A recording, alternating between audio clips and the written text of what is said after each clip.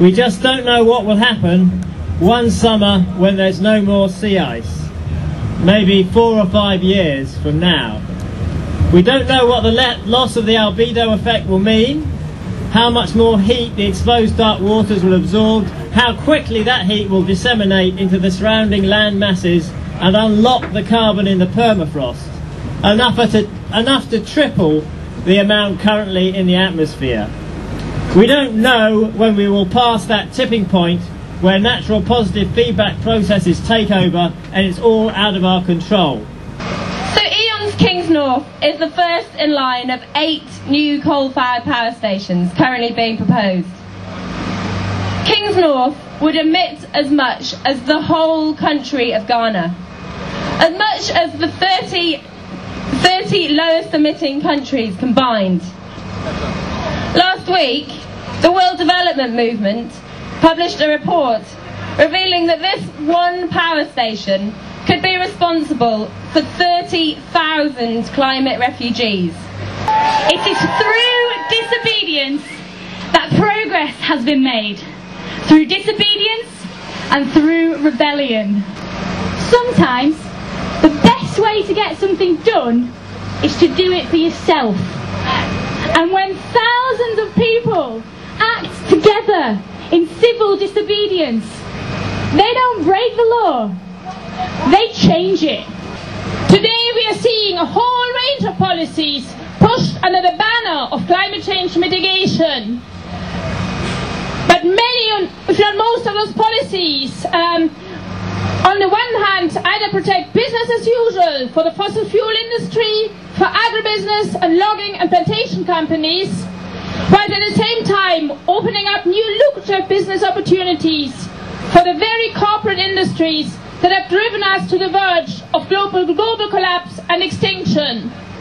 Anywhere in the world, the climate change impact will first affect to the most vulnerable community and the poorer section of the community, especially women, children and the poorer community of the society.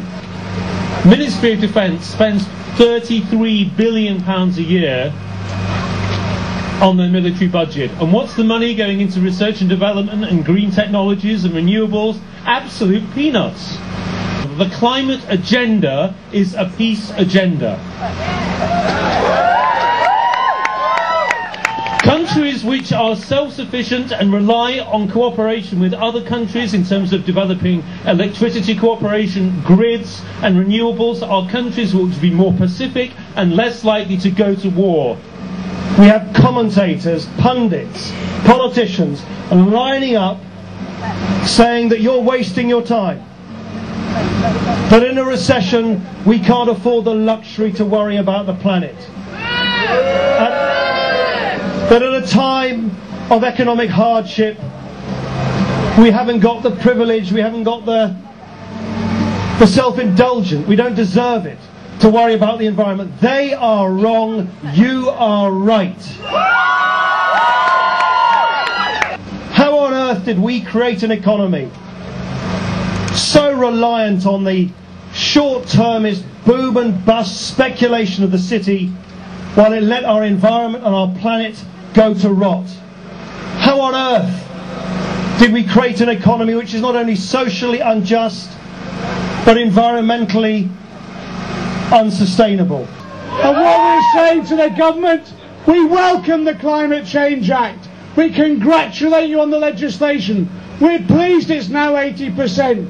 We're pleased you've included aviation, not shipping. But what we want is not words, we want deeds. So there's no way that you can tell us you're tackling climate change if you go ahead with a new generation of coal-powered power stations. There's no way you can tell us you're tackling climate change if you try to expand Heathrow Airport. And there's no way you can tell us you're in favour of the future of our planet and you rely upon nuclear energy and, yes, nuclear weapons. What we want are deeds, not words. And I can promise you that it's here on the streets of London and on the streets of cities around the world that the real politics on climate change is being done today. And I think that our message should be this. But the government's cowardly inaction is not only destroying the environment, it is destroying people's lives here, today, tonight and around the world.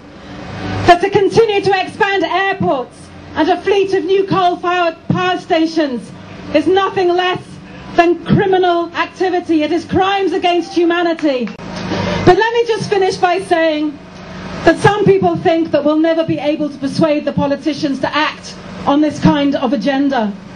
But while it might be economically and technically possible to tackle climate change, that it might not be politically possible. I believe we are here today to redefine what is meant by politically possible. 100 years ago, Emmeline Pankhurst said that to be militant is a privilege. She was right, and we should use that privilege. She understood, as we understand, that direct action is the last resort of a democracy. She knew, as we know, that there is a time for words and a time for action. Well, let me end by proposing a key date for our next action. The place I want to see all of you on the 12th of January is for a dinner at Domestic Departures, Terminal 1, Heathrow Airport, 7 o'clock. In the USA, where there is very little activity amongst the Muslims there, there's now a green movement developing, a green Muslim movement. And they have been an inspiration. They're starting small, but they've been an inspiration to us, so keep an eye out for them. In the last year, the American government and the Federal Reserve Bank gave already $2 trillion to the banks to disappear down holes. With that money, we could make 200 million jobs in the global south. What is the answer to mass unemployment? The answer to mass unemployment is jobs. What is the answer to climate change? The answer to climate change is wind turbines. It's solar power. It's railways. It's insulating houses. And all of the answer is jobs. The answer is alternative energy. We can do it. We can make poverty history at the same time as we save the climate and save the air.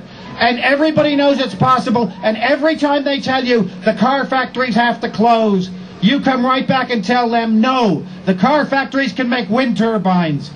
If this carbon addiction, this cycle of dependency continues, then by the time my generation reaches its old age, all it will have left of the planet that we have today will be memories. Those who will follow us won't even have that. The promises in the Climate Act are bold, but action on the ground is still insufficient. Western leaders, through their environmental wrecking ball tactics, have shown that they lack the courage to take the necessary steps, and that solving climate change is beyond their short-term outlook. The impacts of climate change extend past their careers in office and past their lifetimes. In the UK Youth Climate Coalition, we are creating a positive, inclusive and diverse movement of young people. We need to hold those in power to account right now, because as young people, we will be dealing with, paying for and living in the future that is being built today. Corporations do not care, there's no profit for them there, but you and me have better find the time. Because if we don't power down to a transition in this town, we'll be dying panic flying down the line. Be gone, now the wells are running down. Be gone, when you won't be in town. Be gone, we're not powerless ahead. Be gone, we got people power instead. Be gone, I know I wish I read that peace oil sign. So what it said, that peace oil sign.